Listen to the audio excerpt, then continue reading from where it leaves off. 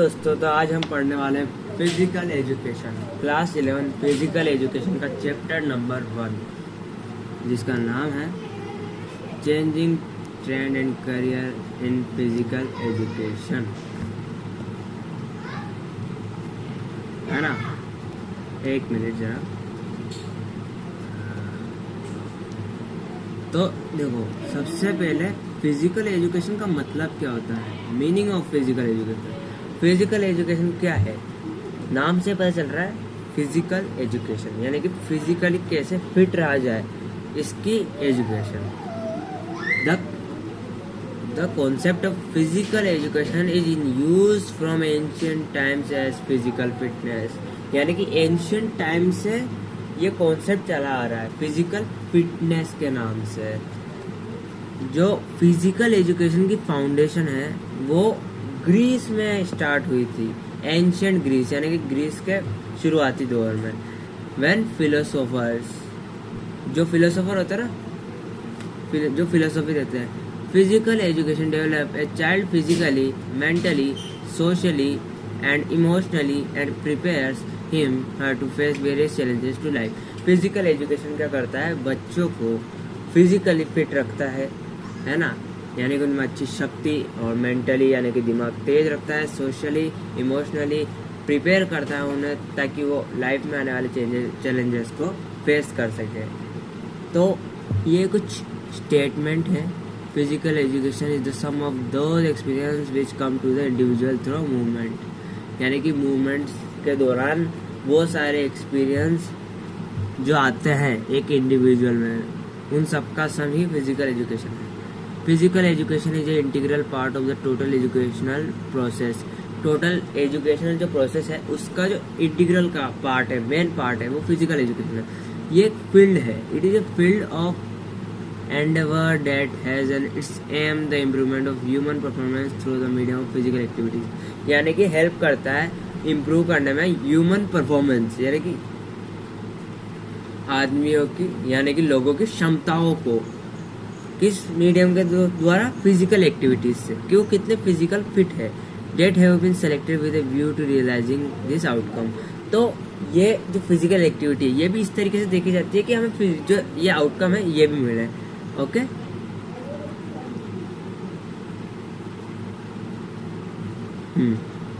ठीक है। और क्या है स्टेटमेंट, वो भी देख लेते हैं। Physical education sum of means physical activities selected as to kind and conducted as to outcome, same ये है ना। और ये physical education is that phase of the world whole field of education. Physical education पूरी education का सबसे पूरा field है, जो डील करता है किसके साथ, big muscle activities and their related responses, यानी कि मसल एक्टिविटीज जिससे क्षमता वाला है और उनसे रिलेटेड रेस्पॉन्सेज, यानी कि उनसे होने वाली चीजों से। Okay, to sum up, physical education is a process of education which aims at the holistic development of an individual by using physical activity और बॉडी मूवमेंट। तो ये है अपनी डेफिनेशन। फिजिकल एजुकेशन एक प्रोसेस है एजुकेशन की, जिसका M है होलिस्टिक डेवलपमेंट, है ना, एक इंडिविजुअल का, बाय यूजिंग फिजिकल एक्टिविटी और बॉडी मूवमेंट, फिजिकल एक्टिविटी और बॉडी मूवमेंट के थ्रू। ठीक है, अब इसका एम क्या है, एम ऑफ फिजिकल एजुकेशन। तो different people have expressed their opinion in their own ways about the AIIMS of physical education, यानी कि हर एक पीपल का अलग अलग वो है स्टेटमेंट कि किस तरीके से हम फिजिकली फिट रह सकते हैं। हर किसी का अलग अलग है ना। कोई सोचता है कि इस तरीके से हम फिजिकल फिट रह सकते हैं, है ना। तो सबका अलग अलग ओपिनियन है, सब अलग अलग चीजें मानते हैं। ठीक है, the aim of physical education to make child physically, mentally and constitutionally fit, यानी कि इसका जो मेन एम है वो है कि सबको फिजिकली फिट रखा जाए। ओके, और ऐसा पर्सनल एंड सोशल क्वालिटी वो अपनाए जिससे वो हैप्पीली रह सके इस, और एक गुड सिटीजन बन सके। ठीक है, तो अगर मैं आपसे पूछूं व्हाट इज फिजिकल एजुकेशन, तो आप बोलोगे physical education is a process of education which aims at the holistic development of an individual by using physical activity और बॉडी मूवमेंट। ओके, इसका एम्स भी हमने पढ़ लिए हैं, ठीक है। और अगर मैं और बताऊं तो अब आता है अपना objective of physical education. Objective of physical education, objective क्या क्या है इसके? तो फिजिकल डेवलपमेंट, पहला है अपना फिजिकल डेवलपमेंट, यानी कि अपन को फिजिकली ग्रोथ भी करनी है ना, proper growth of the body, इसका मतलब है proper growth of the body. अगला है सोशल डेवलपमेंट, यानी कि जो फिजिकल एजुकेशन है उसमें हमें सिखाते हैं कि हम कैसे एक दूसरे को कोऑपरेट करना चाहिए, फ्रेंडशिप, स्पोर्ट्समैनशिप, ये सारी चीज़ें इसमें आती है। फिर इमोशनल डेवलपमेंट, हमें इमोशनली भी थोड़ा सा रहना है ना। This objective relates to bringing about emotional development so that an individual is able to deal approximately with various emotion, क्योंकि हर एक तरह के इमोशन से इंडिविजुअल को डील करनी होती है। Every individual is various type of emotion, अलग अलग टाइप के इमोशन होते हैं, jealous, sad, fear, anger, love, pleasure, और भी बहुत सारे होते हैं। ये सब जरूरी है ना, उसे एक्सप्रेस करने के लिए, मैनेज करने के लिए। Control emotions depending upon the situation का अकॉर्डिंग, ठीक है। मेंटल डेवलपमेंट होना चाहिए, यानी कि this objective is related to the mental development of an individual, यानी कि उसके पॉजिटिव थॉट्स आने चाहिए और बिहेवियर अच्छा होना चाहिए, एटीट्यूड, एटिकेट्स, अलर्ट होना चाहिए माइंड, कंसंट्रेशन, कॉन्फिडेंस और कैलकुलेटेड मूवमेंट्स, ये सारी चीज़ें हैं। तो अब आगे देखा जाए तो अब आएगा अपना development of physical education. Physical education का कैसे डेवलपमेंट हुआ ये जानना है हमें। देखो, सब लोगों को फिजिकल एजुकेशन के बारे में पता था कि हाँ ये फिजिकल एजुकेशन है, इसमें स्पोर्ट्स और ये कैसे कैसे हेल्प करता है अपनी। तो अब इसका डेवलपमेंट के बारे में सोचा गया कि इंडिया में कैसे डेवलप करें। तो देखो, इंडिया प्रोग्रेस्ड इन ऑल, एक मिनट, हाँ,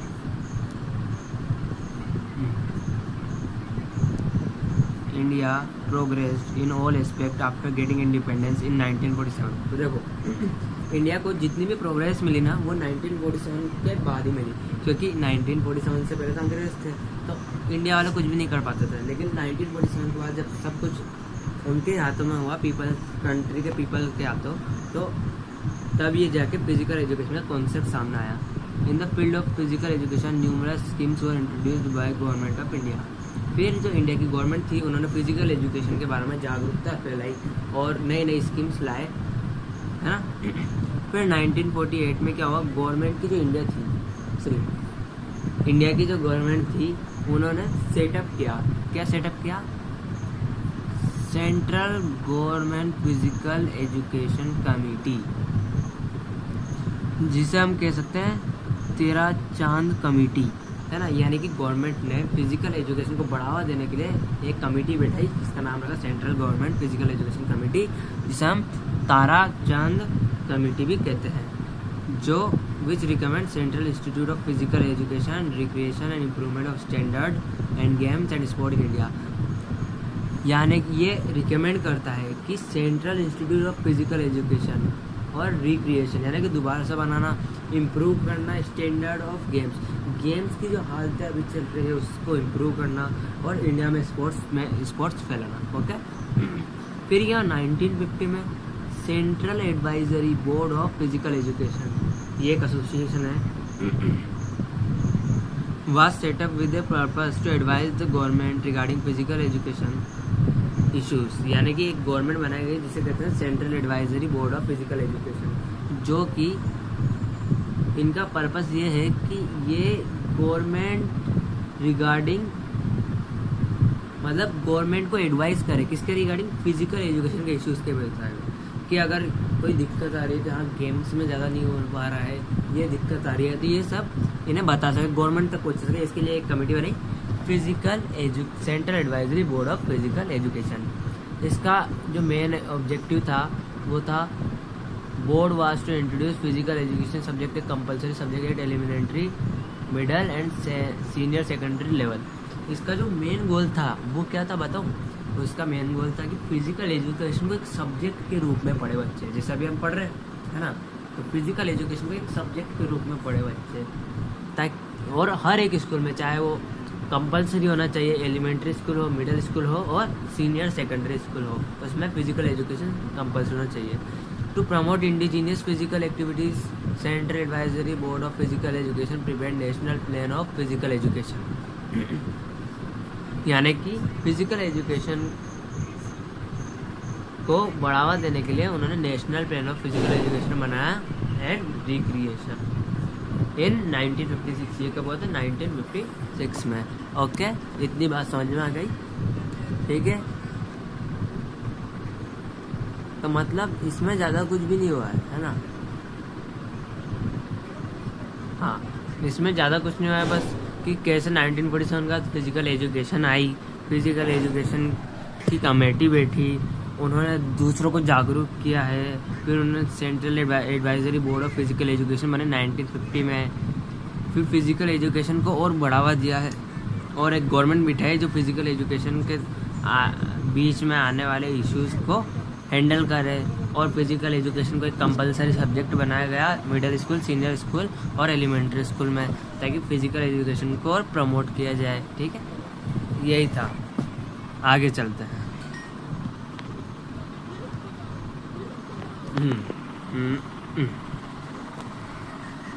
ठीक है, नेक्स्ट। एक मिनट। हाँ, अब आता है development of physical education in India. India में फिजिकल एजुकेशन, अच्छा ये वही है क्या? हाँ, ये वही है, आगे के पॉइंट्स इसमें। ठीक है, अगला क्या है? तो भाई अगला है, एक minute,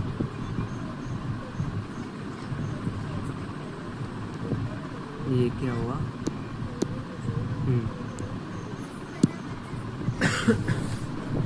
first Asian games was held in 1951 at New Delhi. यानी कि फर्स्ट एशियन गेम्स हुआ था वो न्यू दिल्ली में हुआ था 1951 में, जो प्रमोट करता है Indian youth to participate in games. यानी कि ये एशियन गेम्स इसलिए कराया गया था ताकि इंडियन पीपल्स को भी एनकरेज किया जाए, उन्हें बताया कि देखो किस तरीके से गेम्स खेलते हैं, इसके क्या क्या फ़ायदा है, and sports at international level, ताकि इन स्पोर्ट्स को इंटरनेशनल लेवल तक पहुंचा सके। फिर एक और कमेटी है NIS, national institute of sports, जो सेटअप हुई थी 1961 में एट मोती बाग में।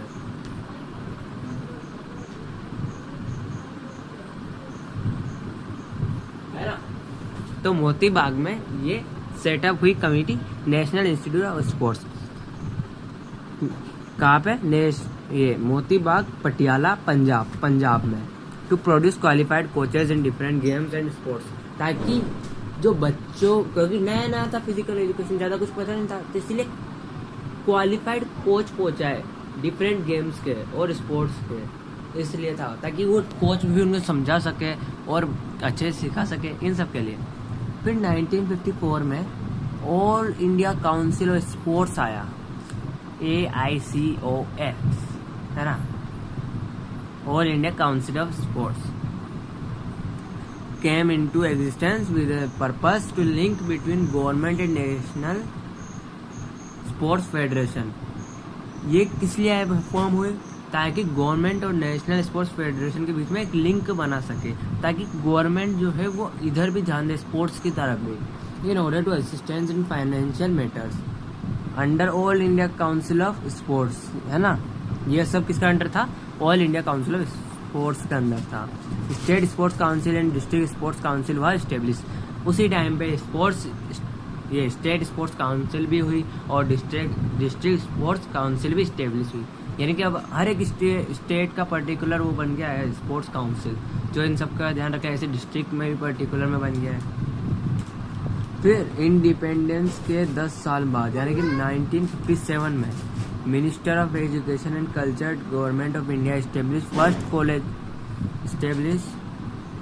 First college of physical education at Lakshmibai college of physical education. यानी कि पहली बार 10 साल बाद, यानी कि 1947 में देश आज़ाद हो गया, उसके 10 साल बाद यानी 1957 में मिनिस्टर ऑफ एजुकेशन और जो कल्चरल गवर्नमेंट थी इंडिया की, उसने पहली बार फिजिकल एजुकेशन के लिए कॉलेज बनाया। वो कौन सा था? Lakshmibai college of physical education. कहाँ पे बनाया? ग्वालियर में बनाया था, जो मध्य प्रदेश में है, नाम याद रखना। और 1973 में ये जो Lakshmibai college of physical education है, ये रीनेम हुआ Lakshmibai national college of physical education, है ना। एक मिनट, हाँ, तो ये रीनेम हुआ किस नाम से? Lakshmibai college of physical education, LNCPE। फिर क्या हुआ? 1973 में ये हो गया। और 1958 में क्या हुआ? 1958 में ministry of education establish sports and youth welfare department to promote physical education India. तो जो मिनिस्ट्री ऑफ एजुकेशन थी, उन्होंने क्या किया? स्पोर्ट्स और यूथ वेलफेयर डिपार्टमेंट बनाया, है ना। स्पोर्ट्स और यूथ वेलफेयर डिपार्टमेंट बनाया ताकि वो फिजिकल एजुकेशन को और प्रमोट कर पाए। फिर national fitness corps was establish in 1965। 1965 में नेशनल फिटनेस कॉर्प बनाए 1965 में, with object to make youth physically strong बनाने के लिए। 1970-71 rural sport tournament scheme was introduce by the government. Rural area में भी स्पोर्ट्स को और बताने के लिए टूर्नामेंट कराए गए, with purpose to involve rural youth and sport national talent. ये सब 1951 की बात है, यानी कि 1947 के बाद की बात है, जब अपना देश आज़ाद हुआ था। उसके बाद फिजिकल एजुकेशन को किस तरीके से डेवलप किया गया, अपन वो पढ़ रहे हैं। To enhance women participation in sports, national sports championship was started in 1975। Women का पार्टिसिपेशन स्पोर्ट्स में बढ़ाने के लिए नेशनल स्पोर्ट्स चैंपियनशिप भी हुई। कब हुई? 1975 में। 1975 में हुई थी ये चैंपियनशिप, ताकि वुमेन्स भी इसमें पार्टिसिपेट कर सके और कोई भेदभाव ना हो। ओके, तो ये हुआ था।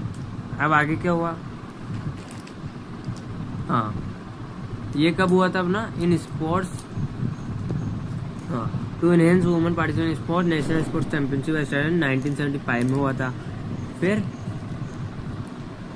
आगे, हाँ, in 1982 Asian games were held in India which gave huge boost in infrastructure and facility related with sport. Asian games हुए, पूरे एशिया के सब मिलकर गेम्स खेले, है ना। तो ये हुआ, तो इससे क्या हुआ? स्पोर्ट को और बूस्ट मिला। पहले भी था, है ना, लेकिन अब धीरे धीरे और स्पोर्ट्स के बारे में जानकारी लोगों को तक पहुंच रही थी, लोगों को मजा आ रहा था, है ना। तो ये बूस्ट होता गया। इसकी वजह से नए नए इंफ्रास्ट्रक्चर और फैसिलिटीज बनाए गए स्पोर्ट्स के लिए, कि भाई मैदान बना दिए, नए नए गेम्स ढूंढ लिए, है ना। फिर 1984 में sports authority of India SAI establish हुई। किसका अंडर? डिपार्टमेंट ऑफ स्पोर्ट्स का under, to maintain proper utilization of sports, कि स्पोर्ट्स का सही तरीके से यूज हो। इंफ्रास्ट्रक्चर जो एशियन गेम्स के लिए बनाए गए थे। SAI हैज 2 ऑब्जेक्टिव, 2 ऑब्जेक्टिव थे SAI के। एक तो स्पोर्ट्स को प्रमोट करना, जो उसका मेन काम था, और स्पोर्ट्स को एक्सीलेंस नेशनल और इंटरनेशनल लेवल तक पहुंचाना, ताकि वो पूरे दुनिया भर तक पहुंचे। 1987 में society for national institute of physical education sports बनी, SNIPES, और मर्ज हुई है किसके साथ? SAI के साथ। यानी कि पहले कम्युनिटी थी sports authority of India, SAI, है ना, लेकिन फिर एक और नई कम्युनिटी बनी SNIPES, और ये दोनों मर्ज हो गई, जिससे promote and develop sports awareness among people, ताकि लोगों तक और स्पोर्ट्स की डेवलपमेंट और अवेयरनेस पहुंचे। Commonwealth games 2010 was conducted in New Delhi. New Delhi में कॉमनवेल्थ गेम्स हुए 2018 में CBSE launch physical education is compulsory subject in 11 and 12 as main streaming health physical education. फिर 2018 में CBSE यानी कि central board of secondary education ने launch की physical education को कंपलसरी सब्जेक्ट के रूप में 11th क्लास और 12th क्लास में, और उसे मेन स्ट्रीम बना दिया हेल्थ और फिजिकल एजुकेशन के नाम से, जो हम अभी पढ़ रहे हैं। तो फिजिकल एजुकेशन 2018 में बना था एक सब्जेक्ट जो अभी हम पढ़ रहे हैं, ठीक है। फिर NEP national education policy 2020 included several key points that are instrumental for the holistic development of a child, यानी कि जो नेशनल एजुकेशन पॉलिसी थी 2020 में, उसमें कुछ की पॉइंट्स हैं जो इंस्ट्रूमेंटल किए गए थे होलिस्टिक डेवलपमेंट, चाइल्ड के होलिस्टिक डेवलपमेंट के लिए।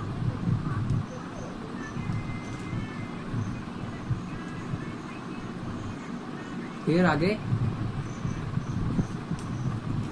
Bye eliminating the rigid separation between curricular and extra curricular activities, यानी कि जो करिकुलर एक्टिविटी थी और एक्स्ट्रा करिकुलर एक्टिविटी थी, उनके बीच का सेपरेशन एलिमिनेट करने के लिए NEP है ना, नेशनल एजुकेशन पॉलिसी ने स्पोर्ट्स को equally important as any other subject like English और साइंस, यानी कि स्पोर्ट्स को यानी कि फिजिकल एजुकेशन को उतनी ही इम्पोर्टेंस दी जैसे English, Hindi, science other subject को दी, यानी कि उसे भी उस लेवल तक पहुंचा दिया जहाँ फिजिकल एजुकेशन कुछ भी नहीं था और अब वो बिल्कुल एक सब्जेक्ट की तरह बन गया है ना। तो ये सब हुआ था, इस तरीके से फिजिकल एजुकेशन डेवलप हुआ था। फिर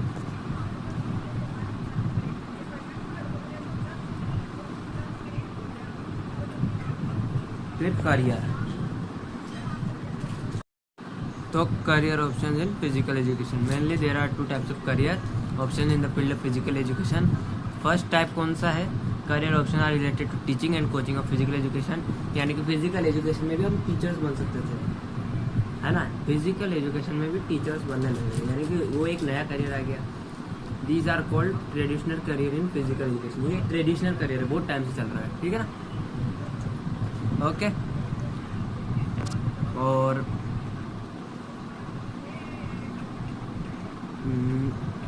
just a second,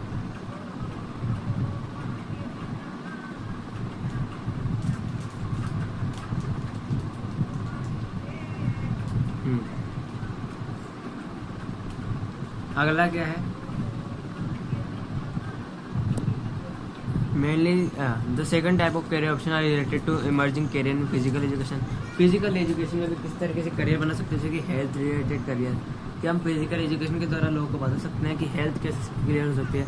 administration related career, अब फिजिकल एजुकेशन बना है तो देखो अभी हमने पढ़ा है NSF है ना, national SAI sports authority of India है ना, ये सब पढ़ा है ना, ये स्पोर्ट्स अथॉरिटी ऑफ इंडिया, और भी बहुत सारी ये NFC नेशनल फिटनेस कॉर्प, ये सारी जो अपन ने पढ़ी, इसमें भी लोगों को करियर मिलने लगा।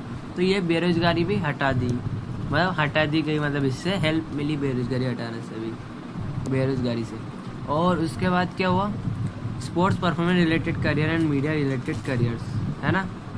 ये वही स्पोर्ट्स की परफॉर्मेंस देखी गई रिलेटेड टू करियर्स, और इस तरीके से फिजिकल एजुकेशन एक सब्जेक्ट बन गया और बहुत आगे तक पहुंच गया। इसीलिए हम अभी फिजिकल एजुकेशन पढ़ रहे हैं। नेक्स्ट, एक मिनट, ये हो गया।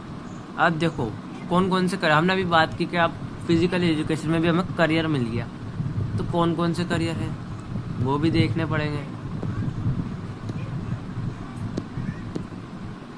ठीक है। तो देखते हैं भाई, टीचिंग करियर की बात कर ले तो देखो, teaching opportunities in the field of physical education at different level, यानी कि अगर आपके स्कूल में फिजिकल एजुकेशन होगा तो आपको पता होगा कि वहाँ पे सब्जेक्ट है तो टीचर भी है।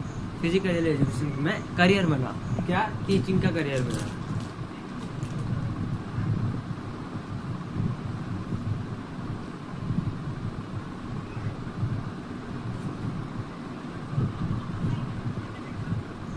फिर एलिमेंट्री स्कूल तक पहुंचा, मतलब हर एक स्कूल में, चाहे वो एलिमेंट्री स्कूल हो है ना, चाहे वो मिडिल स्कूल हो, चाहे हाई स्कूल हो, चाहे वो सीनियर सेकेंडरी हो, कॉलेज हो, यूनिवर्सिटी हो, हर जगह फिजिकल एजुकेशन पहुंचा।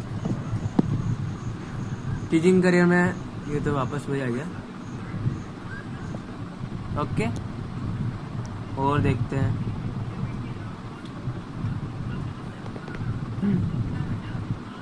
अब ये टीचिंग करियर ही है पूरा। हाँ, यहाँ पर है administration related career opportunities are available in the various field, यानी कि जो एडमिनिस्ट्रेशन रिलेटेड करियर अपॉर्चुनिटी थी वो हर एक फील्ड में पहुंच गई। अब हर जगह स्पोर्ट्स का एडमिनिस्ट्रेशन है, मैनेजमेंट है, फैसिलिटीज़ है, हर जगह है ना। ये सच है sports administration, management of sports club and facilities, sports marketing and promotion भी करते हैं स्पोर्ट्स का, है ना। एड्स वेड्स आते हैं अब, तो इन सब के द्वारा ये सब कराया गया।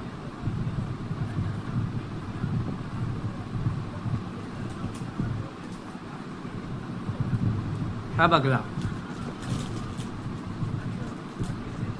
अब कुछ करियर है जो career related to administration of physical education. Physical education के अंदर कुछ करियर्स, ठीक है। कौन कौन से वो? Department of physical education, sports department, industrial recreation, sports facility management, इन सब में भी करियर बना टीचिंग के लिए कि हाँ भाई फिजिकल एजुकेशन क्या होता है। जैसे अभी हम टीचर पढ़ाते हैं ना, यही टीचिंग करियर ही है फिजिकल एजुकेशन में। और कौन से करियर है? ये career options in physical education,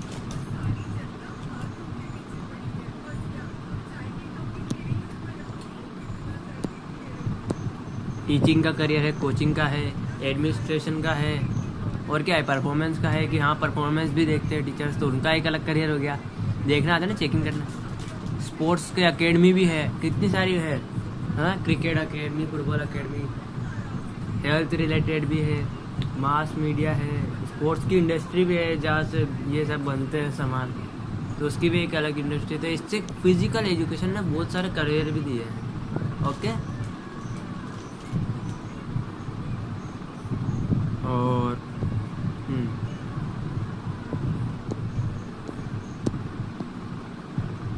health career, अगर हेल्थ में देखा जाए तो क्या करा है फिजिकल एजुकेशन ने?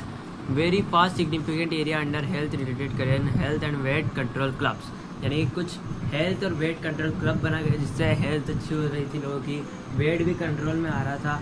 फिजिकल एजुकेशन ने उन्हें बताया कि हमें हेल्दी रहना चाहिए, वेट कंट्रोल में रखना चाहिए, इस सब बीमारियों से बच सकते हैं, तो ये एक अच्छा काम है।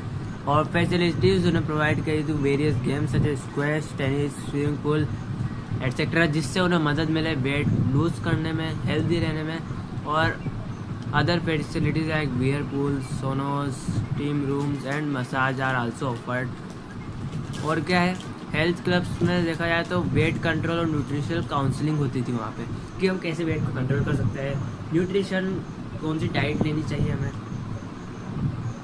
फिजिकल एजुकेटर्स जो थे evaluate the client dietary habits, वो पूरी क्लाइंट की डाइट चेक करते कि हाँ यार मतलब ये इतना खाना खाता है, ये चीज़ अधिकतर खाता है, तो वो उसके हिसाब से उन्हें प्लान बनाते थे नई डाइट, तुम्हें अब ये खाना चाहिए, ये कम करना चाहिए। इस तरीके से ये भी फिजिकल एजुकेशन के अंदर आता है। फिर interest in being fit and healthy in our society grows, इस तरीके से हेल्दीनेस और फिटनेस भी सोसाइटी में ग्रो हुई। इससे जॉब अपॉर्चुनिटीज़ की थी ना मैंने, जॉब अपॉर्चुनिटीज़ मिली लोगों को सबसे ज़्यादा। ऑल अपीयर एक्सीलेंट, इससे एक बहुत अच्छी जॉब, हेल्थ करियर और ये सब हुआ है, ठीक है। और क्या है, कम्युनिकेशन मीडिया, एक मिनट इसे सब कर देता हूँ मैं ताकि बाद में सब समझा पाऊँ मैं। Okay,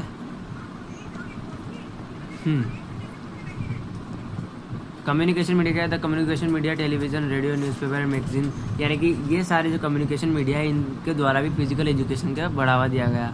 contributed to enhance of various career option in sports communication, various career option related to communication media. कौन कौन से? स्पोर्ट्स जर्नलिज्म, स्पोर्ट्स के बारे में लिखना, बुक राइटिंग, स्पोर्ट्स की बुक भी आती है कि स्पोर्ट्स के बारे में लिख रखा है।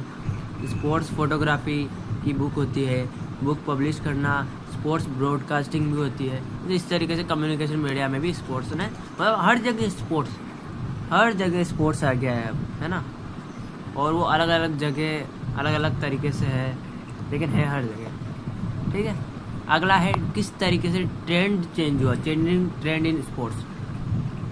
देखो अभी के टाइम की स्पोर्ट्स इंडस्ट्री है वो इवोल्व होती जा रही है। कितना इवोल्व हो रही है, पहले कहाँ तो ना तो क्रिकेट का बैट था, ना बॉल था, ना कुछ, और अब देखो क्रिकेट बैट बन रहे, इतने शानदार शानदार बॉलें बन रही है। ये सब हो रहा है, ये पास्ट ट्रेंड को चेंज कर रहा है ना, ताकि और चीज़ें उन्हें बेटर मिलते जाए, वो भी और मिलेगी भी सही। इसलिए पहले का तो टेनिस की बॉल थी, अब कहाँ लेदर की बॉल है, कहाँ लकड़ी का छोटा सा बैट था, और अब का देखो तो खतरनाक खतरनाक बैट आ रहे हैं, है ना। तो ये सारी चीज़ें भी हो रही है। This evolution changing the past trend in sports amendment are sometime for betterment of player, ताकि प्लेयर अच्छे से खेल सके, उन सब के लिए भी। Playing surface means any outdoor area used or capable being used for any organise sport or recreation, यानी कोई भी आउटडोर एरिया जहाँ पर हम स्पोर्ट्स ऑर्गेनाइज कर सके और रिक्रिएट कर सके।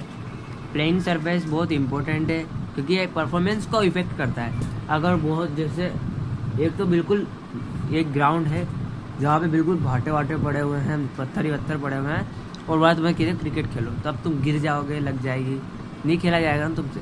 और वहीं एकदम प्लेन ग्राउंड है, वहाँ तुम मतलब क्रिकेट खेलो तो भाई कितना अच्छे से खेल पाओगे तुम, है ना। ना तो तुम भागने में दिक्कत होगी, ना कुछ होगा। और मॉडर्न टाइम्स में क्या हुआ, कोर्स और sports have been totally change, यानी स्पोर्ट्स के कोर्स भी चेंज हो गए क्योंकि टेक्नोलॉजी आ गई है।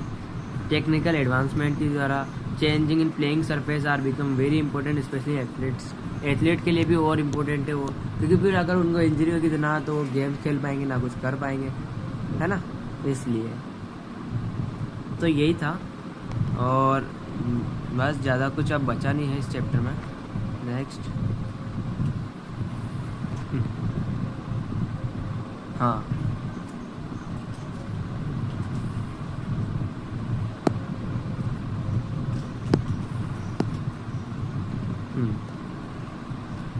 अगला क्या है, देखो अब हमने स्पोर्ट्स के बारे में जाना, सब चीज़ें देखी। अब कैसे हम सेफ्टी रख सकते हैं वियरेबल गियर्स और स्पोर्ट्स इक्विपमेंट के थ्रू।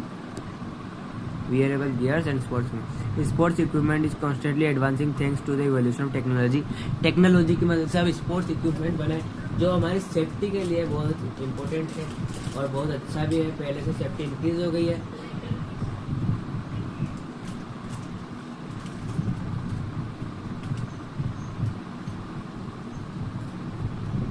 तो इसके लिए टेक्नोलॉजी को भी थैंक्स।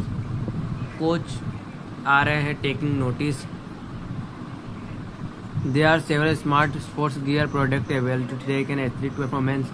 कुछ स्पोर्ट वो आ रहे हैं ना स्मार्ट स्पोर्ट गियर, यानी इससे हम एथलीट की प्रोग्रेस को भी चेक कर सकते हैं, परफॉर्मेंस को चेक कर सकते हैं, ताकि वो और अच्छे से कोच उन जो क्या कहते हैं एथलीट्स हैं उनकी परफॉर्मेंस को अच्छा इम्प्रूव कर सके, इनहेंस कर सके। इन्फॉर्मेशन स्पोर्ट्स क्रिएटेड है basketball which measures the player ball handling skills. Information sports यानी कि मोशन की भी मोशन डिटेक्टर भी आ गया, ताकि हम बारीक से बारीक चीज़ भी देख सके, ताकि कोई चीटिंग भी ना कर पाए और ना कुछ कर पाए, और बॉल का पूरा व्यू दिखा सके, उसकी स्किल्स दिखा सके, वरना पता चले उन्होंने बॉल कर दिया उसकी स्किल से एक नंबर शानदार तरीके से, और ऑडियंस को पता नहीं चला हो। इसलिए टेनिस प्लेयर की बात करें तो Babolat creator useful tool hold the player pure drive tennis racket, है ना। Result of recent advance in technology smart sports gear now provide better safety, यानी कि ये रिसेंट एडवांस टेक्नोलॉजी की वजह से स्मार्ट स्पोर्ट्स गियर जो है वो प्रोवाइड किए जाते हैं बेटर सेफ्टी के लिए and wellness to athlete and their coaches, उनके कोच को एथलीट्स को, ताकि वो अच्छे से सिखा सके, बच्चे अच्छे से सीख सके सेफ्टी के साथ। तो ये था wearable gears and sports equipment जो हमें पहनने चाहिए जब हम स्पोर्ट्स खेलते हैं या उसके लिए जाते हैं। और टेक्नोलॉजिकल एडवांसमेंट में और क्या है, within the last 5 years the athlete world has been entirely transform by emerging sports technology, यानी कुछ लास्ट 5 years में एथलीट वर्ल्ड पूरा चेंज हो गया है स्पोर्ट्स टेक्नोलॉजी की वजह से। ये टेक्नोलॉजी गेम को ईजियर कर देती है, ये और फैंस के लिए भी, क्योंकि टेक्नोलॉजी से हमें पता चलेगा कि गोल कैसे हुआ, जैसे वो कर रहा था रिव्यू आपने क्रिकेट में रिव्यू देखा है ना, तो उसमें कितना बारीकी से दिखाते हैं वो कि कैसे आउट हुआ। हाँ, कि वो क्या कहते हैं, रिव्यू, अंपायर रिव्यू देता है, देखते हैं है ना कि आउट है कि नहीं है। ऐसे टू गेट इनटू DRS लेते हैं, DRS सिस्टम आ गया है for athletes to optimize their performance, ताकि उनकी परफॉर्मेंस को ऑप्टिमाइज किया जाए। ठीक है, इसलिए टेक्निकल एडवांसमेंट भी बहुत अच्छा हो गया है स्पोर्ट्स में। ओके, अब सेंसर्स की बात कर लेते हैं। तो सेंसर्स लगाए रहते हैं, पता है हमें, कैसे क्रिकेट में भी लगाए रहते हैं हर जगह। ये sensor have taken the pro sports would be strong as the information gleaned from this device offer access to tons of advance statistical detail we never had access to before. Sensors की मदद से हमें पता चल जाता है बिल्कुल कि कब बैट्समैन आउट हुआ, कब क्या हुआ। जैसे कि अल्ट्राइज देखा ना आपने, कैसे झट से पता लगा लेता है वो कि बॉल टच हुई है कि नहीं, बारीक से बारीक, अगर थोड़ी सी भी टच हुई तो बता देता है। वो बॉल का वो मीटर होता है ना, चेक करता है बॉल की स्पीड, वो बता देता है ना। और ये सारी चीज़ सेंसर्स की वजह से होती है। These advanced states are then used by teams to inform scouting, personal decision much more within the front office. For fans, these new states allow them to dive even deeper into the numbers to measure player performance. इन इसकी वजह से हमें player की वो states पता चलती है कि प्लेयर वो कितना अच्छा खेलता है, क्योंकि यूँ तो पता नहीं चलता है दूर से, लेकिन जब ये सारे सेंसर्स और इन सब की मदद से हमें जब पता चलता है टेक्नोलॉजी की वजह से कि यार उसने कितने एज से बिल्कुल बचाया है, कितने क्या करा है, तब हमें पता चलता है कि प्लेयर है प्लेयर। फिर protective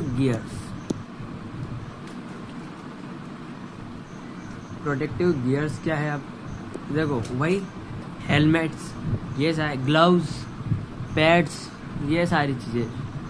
from helmets to cleats, new technology in sports equipment has revolution the way that manufacture keep athletes safe from injury. ये सब स्पोर्ट्स को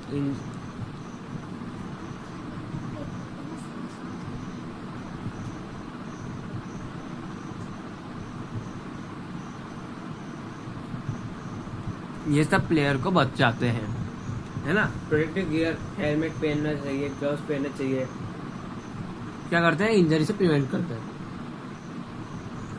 helmet manufacturer leveraging years of impact data and combining them with technological advancement material to produce safer and more comfortable. Technology की मदद से हमें technology और data की मदद से हम इतना शानदार हेलमेट बनाया है हमने कि हमें पता चल जाता है कि कितना है अच्छा हेलमेट है। क्या है, बैट्समैन को बचा लेगा अगर लेदर बॉल उसके सर पे लग गई तो। इस तरीके से टेक्नोलॉजी की मदद से हमने एडवांस किया है। ग्लव्स है तो क्या ग्लव्स उसे पकड़ने में हेल्प भी करेंगे? क्या वो इतने तो कमज़ोर नहीं होंगे, फट ही जाएंगे? ये सब चीज़ें। The same hold for companies that make pads, gloves and other deals. यही चीज़ें कंपनी भी चेक करती है, ठीक है ना। तो ये थे प्रोडक्टिव गियर्स। ओके, अब हम आगे बढ़ते हैं।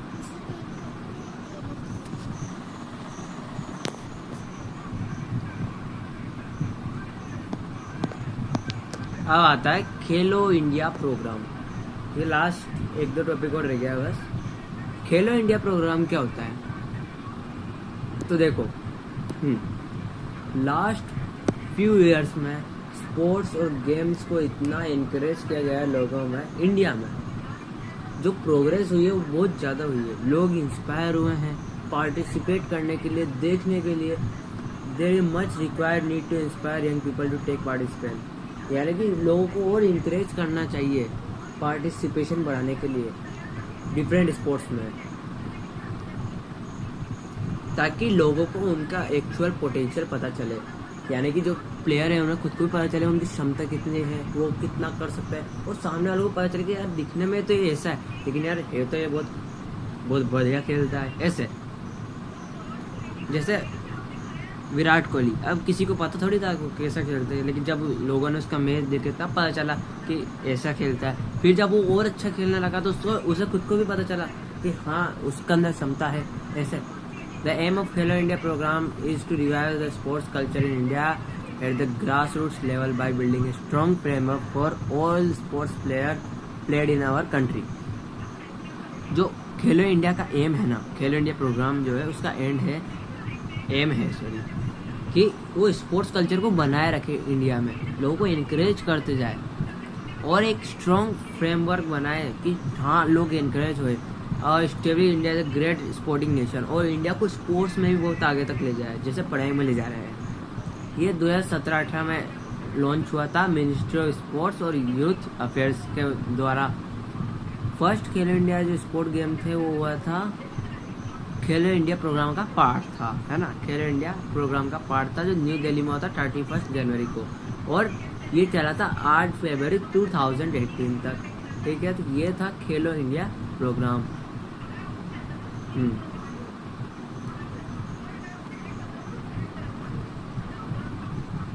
आगे बढ़ते हैं।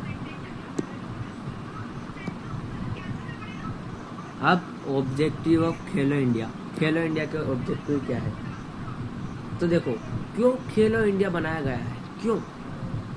तो ताकि लोगों के अंदर का टैलेंट, छुपा हुआ टैलेंट पता चल पाए और उनका डेवलपमेंट पता चल पाए, फिजिकल फिटनेस पता चल जाए स्कूल गोइंग चिल्ड्रन कि हाँ यार कितने फिजिकली फिट है वो।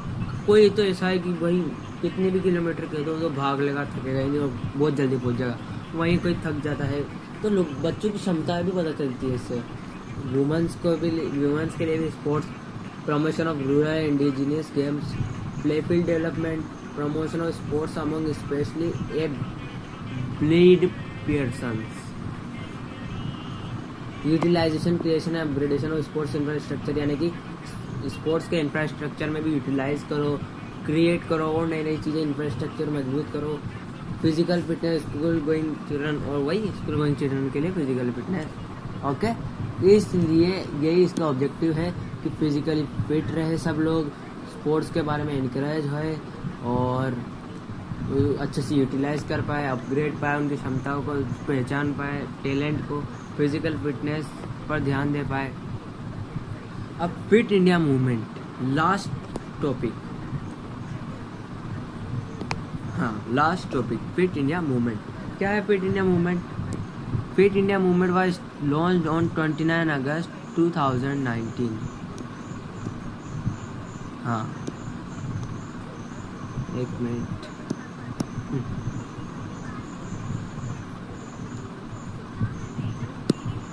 तो जो फिट इंडिया मूवमेंट था वो लॉन्च हुआ था 29 अगस्त 2019 को। किसके द्वारा? प्राइम मिनिस्टर यानी कि नरेंद्र मोदी के द्वारा, with a view to make fitness an integral part of our daily life, ताकि लोग अपनी फिटनेस और डेली लाइफ का पार्ट बना सके इसे भी। The mission of the movement is to bring about behavioural changes and move toward a more physically active lifestyle. इसका मिशन था कि लोगों का बिहेवियर चेंज करा जाए, है ना, ताकि वो फिजिकली फिट रहे तो उनका माइंड शांत रहे, वो अच्छे से वर्क कर पाए, प्रोडक्टिविटी बढ़े और वो फिजिकली एक्टिव लाइफस्टाइल जी पाए। टुवर्ड अचीविंग दिस मिशन, इस मिशन को अचीव करने के लिए ही फिट इंडिया मूवमेंट बनाया गया। इसका ऑब्जेक्टिव क्या है? तो इसका ऑब्जेक्टिव है to promote fitness as easy, fun and free, यानी कि लोगों तक फिटनेस पहुंचाई जाए, लोगों को फिट बनाया जाए, वो भी ईजी तरीके से, उन्हें ज़्यादा मेहनत नहीं करनी पड़े, मज़ेदार तरीके से, ताकि उन्हें मज़ा भी आए, बोलना है और फ्री में, ताकि ज़्यादा उनको खर्चा भी ना कराए। To spread awareness on fitness and various physical activity that promote fitness through focus campaign, कुछ कैंपेन्स होते हैं ताकि वो लोगों तक अवेयरनेस पहुंचा पाए। टू इंकरेज इंडिजिनियस स्पोर्ट्स को इंकरेज करने के लिए। To make fitness reach every school, fitness को हर एक स्कूल तक पहुंचाने के लिए। हाँ, to make fitness reach every school, हर school, college, university, panchayat, village, हर एक जगह तक फिटनेस पहुंचाई जाए ताकि लोग फिजिकली फिट रहे, बीमारियों से बचे रहे और हेल्दी रहे। To create a platform for citizen of India to share information, drive awareness and encourage sharing of personal fitness stories. इसलिए था ये था एक प्लेटफॉर्म बनाया गया, प्लेटफॉर्म बनाने के लिए इंडिया के सिटीजन्स के लिए, ताकि वो इंफॉर्मेशन शेयर कर सके कि हाँ भाई मैं इस तरीके से फिट रहता हूँ, ये चीज़ यूज़ करता हूँ, इस तरीके से अपने जो डेली रूटीन रखता हूँ ताकि मैं फिजिकली फिट रहूँ, अवेयरनेस रखूँ और इनकरेज करा जाए लोगों तक फिजिकली फिटनेस के बारे में, ताकि उन्हें स्टोरीज भी सुनाई जाए, है ना, स्टोरीज के द्वारा, इन सब के द्वारा। फिर एक committee has been formed by advice government, यानी कि एक कमेटी बिठाई गई गवर्नमेंट के द्वारा इस कैंपेन में, फिट इंडिया कैंपेन में। और इसमें it is compose of various government officials, इसमें बहुत सारे गवर्नमेंट ऑफिशियल्स थे, member of IOA Indian Olympic association, ये आगे आने वाला है, IOA Indian Olympic association, and NSF national sports federation, NSF, ये कमिटीज के नेम तो प्लीज याद कर लेना, और private bodies and fitness promoters. इस तरीके से ये प्रोवाइड किया गया। एक मिनट,